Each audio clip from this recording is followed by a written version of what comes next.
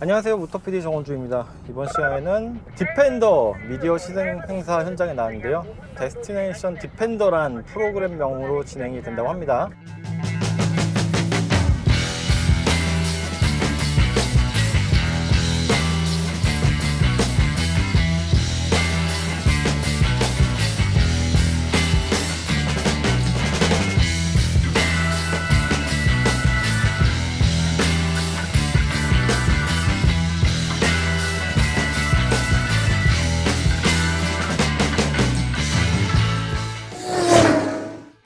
이 미디어 세션이 끝난 후에 3주 동안 디펜더 오너들을 상대로 캠핑이라든지 다양한 프로그램 또 이런 오프로드 시승까지 포함된 행사를 진행한다고 하는데요. 오늘 행사에는 디펜더 90, 110, 130 등 좀 다양한 모델들이 있는데요. 모두 24년형 모델이고요. 특히 아웃바운드라든지 또 카운티 에디션 같이 이번 24년형에 추가된 모델들 있죠. 제가 지금 타고 있는 차량은 130 P400 모델입니다. 생각해보니까 제가 디펜더 시승이 정말 오랜만인데요.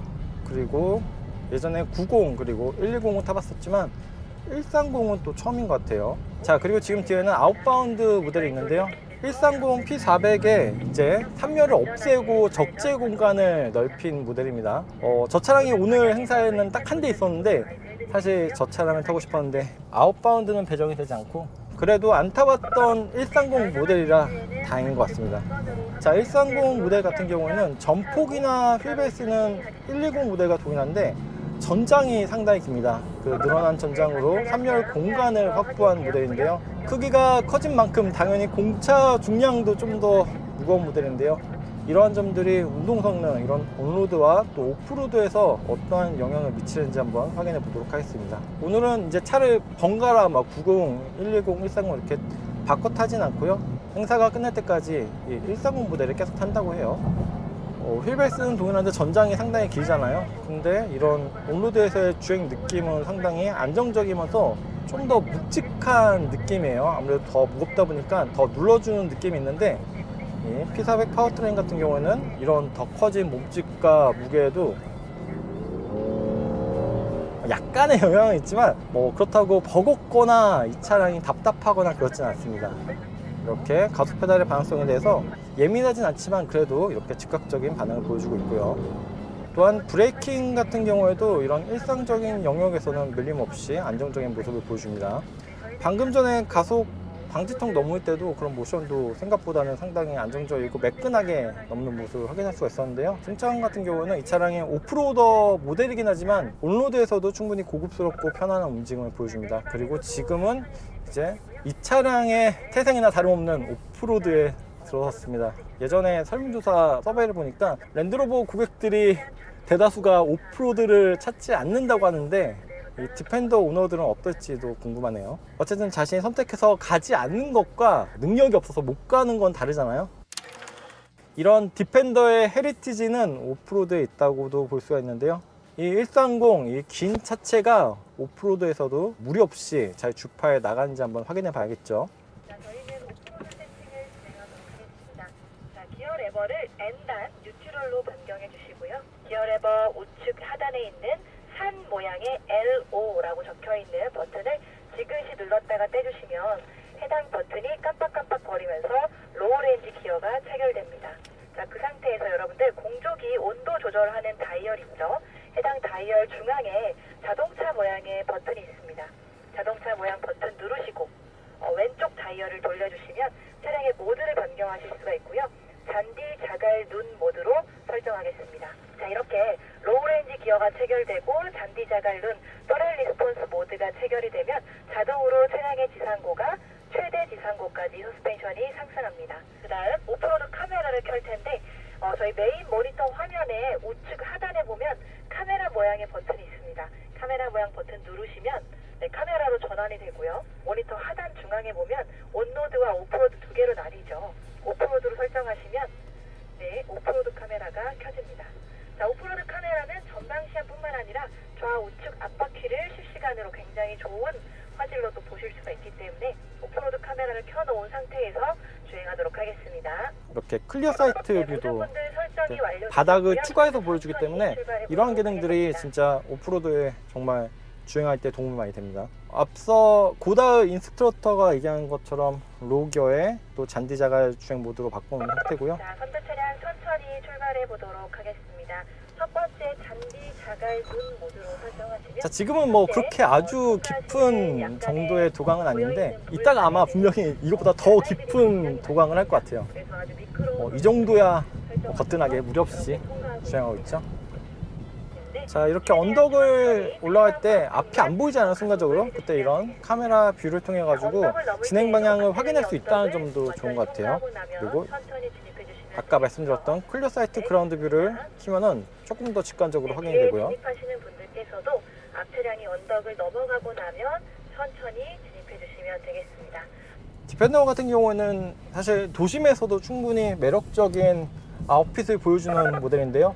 네, 하지만 이렇게 오프로드 코스에 오니까 보다 더 잘 어울리는 자신만의 옷을 입은 것 같은 그런 모습을 보여주네요. 그래서 개인적으로는 이 디펜더의 흥행 요인 중에 하나가 이런 오프로드 성능이라든지 뭐 주행 성능에도 있지만 그 외에 이런 디자인적인 측면도 확실히 무시 못할 것 같아요.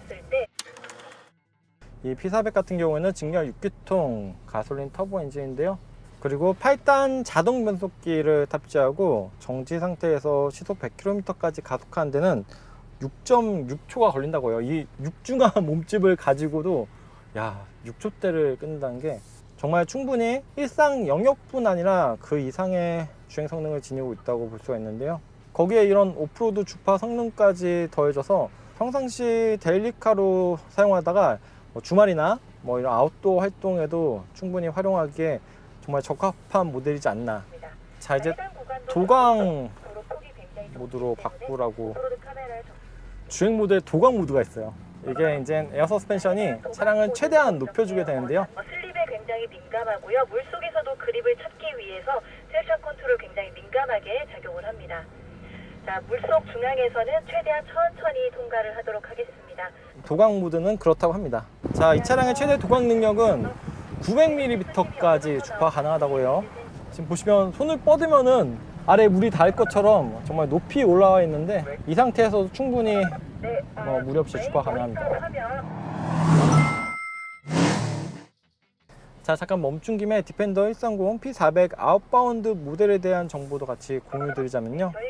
마찬가지로 알루미늄 모노코크 D7X 아키텍처를 기반으로 하고 있고, 이 아키텍처 같은 경우에는 바디온 프레임 대비 3배 이상 높은 비트링 강성을 지녔다고 해요. 최대 3,500kg까지 견인이 가능하기 때문에 안 그래도 커다란 적재 공간과 이렇게 커다란 몸집을 지니고 있지만 추가적으로 견인까지 커버가 가능하다고 하고요. 아까 말씀드린 것처럼 가장 큰 특징은 이 8인승 모델을 5인승으로 최대한 적재 공간을 넓힌 점입니다.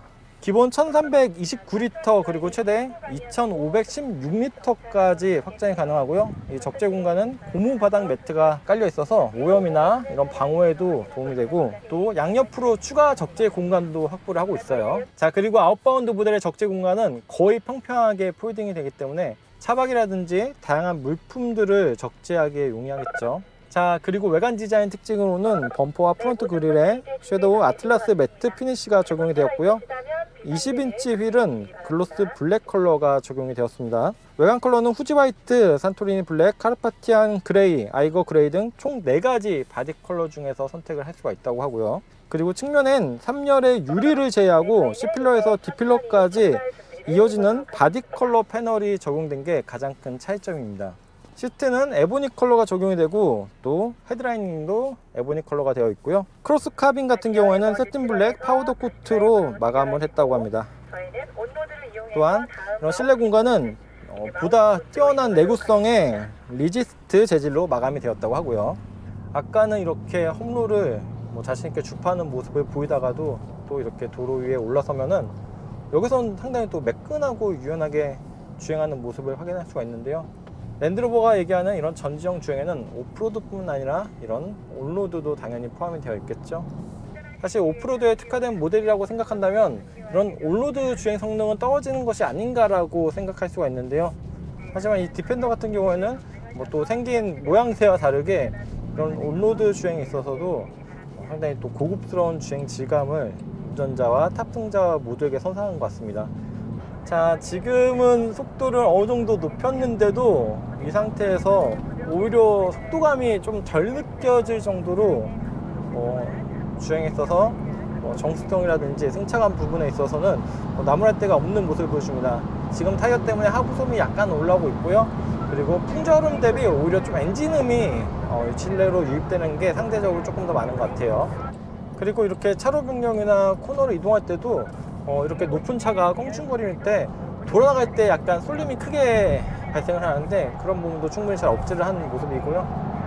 사실 수입 브랜드가 이렇게 라인업을 좀 다양하게 갖추는 게 그렇게 쉬운 일은 아니거든요. 아무래도 좀 잘 팔리는 모델 위주로 조금 신경을 쓰게 마련인데 이 디펜더 같은 경우는 확실히 고객들에게 인기도 많고 이런 수요가 충분하다고 판단을 해서인지 기본적으로 이렇게 4도어 모델 120뿐 아니라 3도어의 90 모델 그리고 또 8인승까지 커버 가능한 130 모델까지 추가를 하고 2024년형에는 거기서 조금 더 세분화해서 아웃바운드 모델까지 선택을 할 수가 있고, 그리고 120 모델에서는 조금 더 헤리티지를 느낄 수 있는 카운티 에디션도 추가했다는 점이 확실히 JLR 코리아에서도 이 디펜더에 가지는 이런 기대치를 느낄 수가 있어요. 연식 변경 모델이기 때문에 그렇게 크게 대대적으로 바뀐 부분이 없지만 이러한 상품 구성을 다양하게 세팅하면서 그리고 또 기본적인 이런 주행 성능이라든지 디자인 또 편의 사양들이 기본적으로 이렇게 뒷받침을 해주고 있기 때문에 조금 더 시간이 흐른 다음에 타더라도 충분한 상품성을 느낄 수가 있습니다. 예전에나 지금에나 상당히 매력적인 차예요. 그리고 저는 130 모델을 처음 타면서 이 더 커진 몸집이 오프로드 주행에 좀 버겁지는 않을까 걱정을 했는데 사실 이렇게 앞을 보고 계속 가기 때문에 지금까지는 크게 120 모델과 이런 주행에 있어서 차이를 크게 체감적으로 느끼지는 못했습니다. 그리고 3면까지 다 못 탔을 때 이런 디지털 미러를 확인할 수가 있습니다. 그리고 사실 디펜더를 소유한다 하더라도 매일같이 또 오프로드를 험로를 달리진 않잖아요. 이런 일반적인 포장된 도로를 다니는데 지금 같은 경우는 이 포장이 되어 있긴 하지만 이런 노면의 굴곡이나 잔진동이 상당히 좀 많이 올라오는 구간인데도 이렇게 끝단에서 좀 부드럽게 흡수해주기 때문에 실제 탑승객들이 거기에서 크게 불쾌감을 느끼곤 하지 않습니다.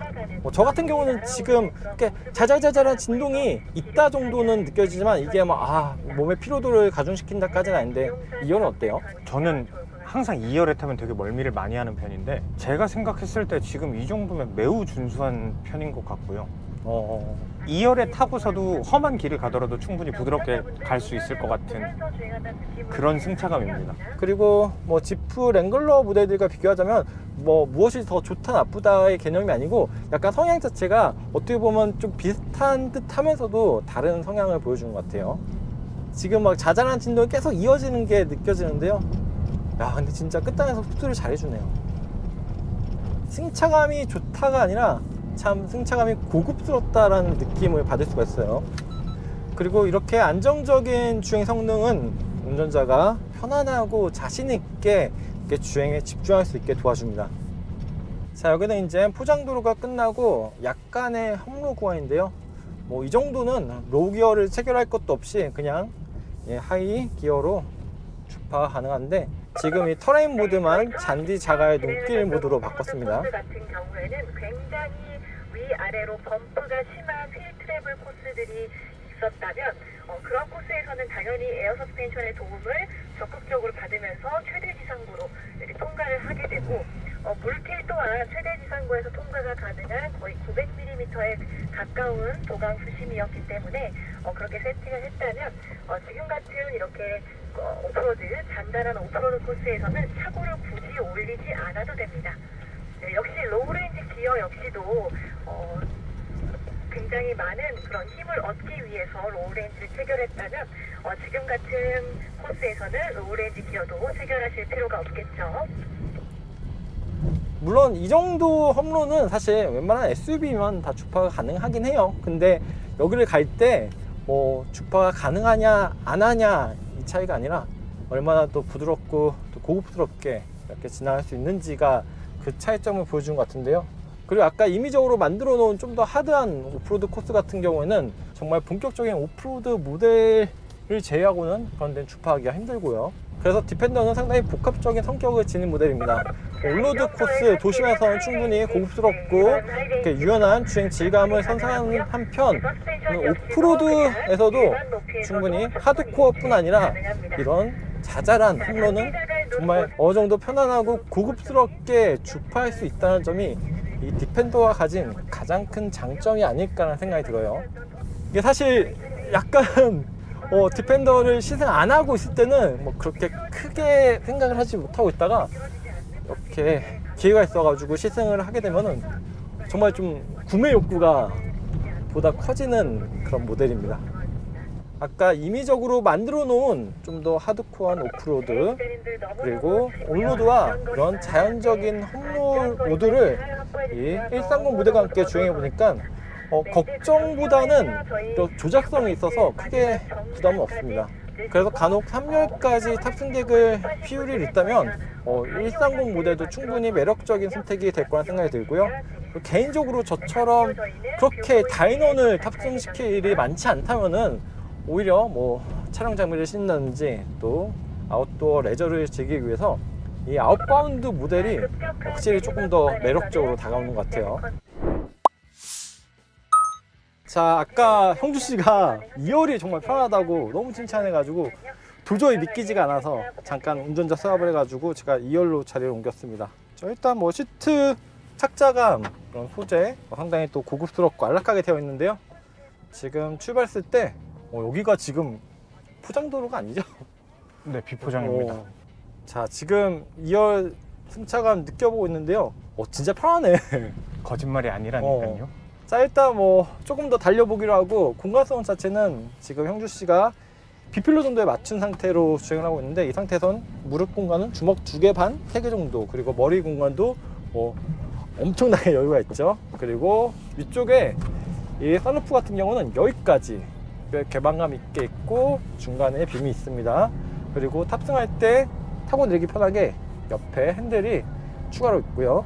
그리고 이 도어 트림은 볼트가 외부로 노출된 디자인을 가지고 있고요. 노출된 부분을 만져봐도 상당히 매끄러워요. 절삭면이 뭐 까끌까끌해 가지고 만지면 다친다거나 하진 않고요. 이런 부분은 디자인적 요소로서 어린아이들이 이렇게 막 만졌을 때 손이 다치지 않게끔 이렇게 매끄럽게 마감을 했고요.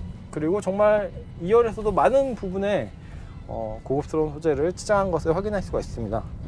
그리고 가운데에도 완전히 플랫하진 않지만 거의 평평하게 이렇게 이어지기 때문에 가운데까지도 앉을만 한 것 같고요. 송풍구는 이쪽에 있고, 그리고 공조 조작을 이 가운데서 할 수가 있습니다. 또 열선 시트 기능은 당연히 있고, 아래는 C타입 USB 단자 2개가 있고요. 그리고 지금 이 차량 같은 경우는 3열 공간 이렇게 뒤를 돌아봤을 때 상당히 넓지막한 공간을 확인할 수가 있는데요. 지금은 폴딩 시켜놓은 상태에서는 정말 넓은 적재 공간을 활용할 수가 있고요. 자, 이렇게 방금도 충격이 올라올 때 끝단에서 부드럽게 한번 살짝 흡수를 해주는 게 느껴지거든요. 그래서 이렇게 충격이 딱 전달되는 과정이 그렇게 크게 불쾌감을 느낄 정도는 아니에요. 1열은 어때요?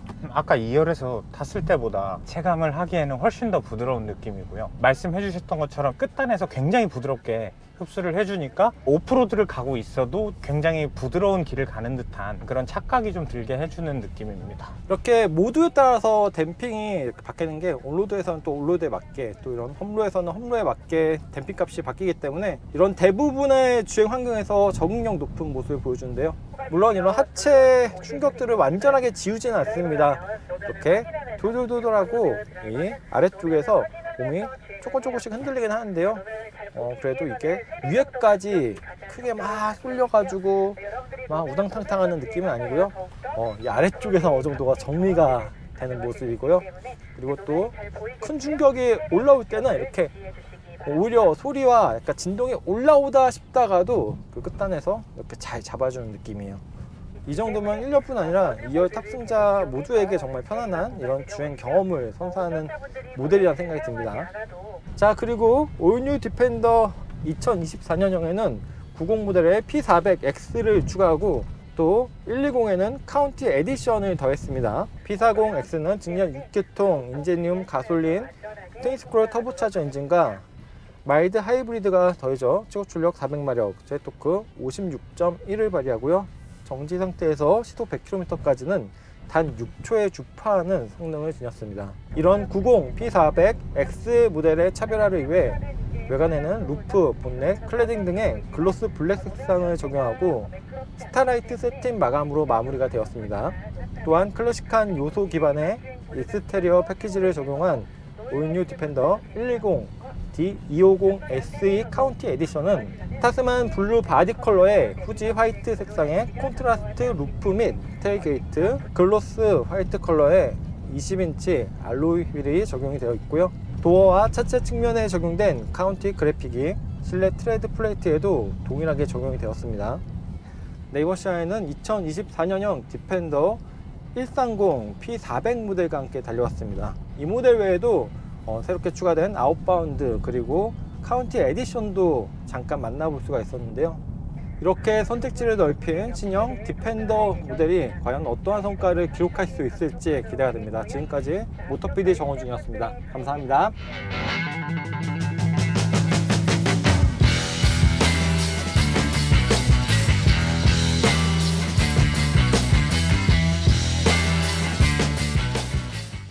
기어레버 우측 하단에 있는 차고가 내려가는 모양의 버튼을 누르시면 차고가 정상 높이로 내려갑니다. 그렇다고 합니다. 트랜스퍼라고도 하죠. 해당 기능이 민감하게 작용하면서 안전하게 탈출하실 수가 있습니다. 그렇다고 합니다. 설명을 고다른 인스트럭터 분이 다 해주셔서